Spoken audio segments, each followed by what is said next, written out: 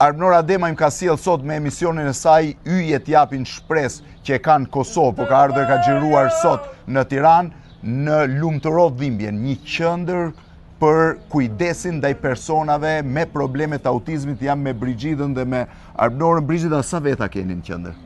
Që marrin shërbim vizitor janë 12, po që presin janë 120. 120 presin 12, pse nuk e shtoni dot? Sepse nuk kemi donacione për të zgjeruar punën.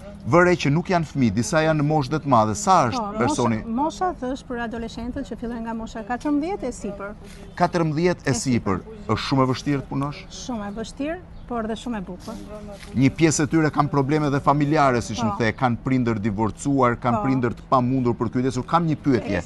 Në qoftë se një person me probleme autike vjen në një moshë që prindi nuk e ndihmon dot më, se prindi është bërë gati, kush e kujdeset për të? Askush. Si askush? Nuk ka asnjë strukturë? Nuk ka, shteti nuk ka asnjë strukturë.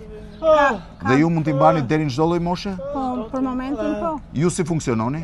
Ne funksionojmë me shërbimin ditor nga ora 8:30 deri në 4 për t'i aftësuar ato që të jenë sa më të pavarur nga jeta dhe për t'i shërbyer vetes tyre. Dhe kush ka mundësi të integrohet nesër në shoqëri, mund të ta bëjë këtë. Funksiononi me donacione? Me donacione. Vetëm me donacione? Vetëm me donacione. Personat që vinë këtu nuk paguajnë asgjë? Asgjë, është falas.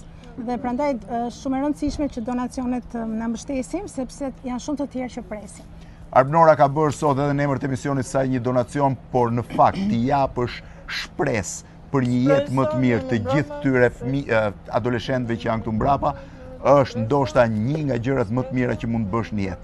Pra, Lumturo Dhimbjen kemi ardhur me emisionin Yjet japin shpresë nga Kosova. Nga qendra në Tiranë, Lumturo Dhimbjen. Brigida, shumë faleminderit. Faleminderit. Arbenora, shumë faleminderit ti që ka ardhur. Shumë faleminderit Arbenor. Ishte shumë kënaqësi.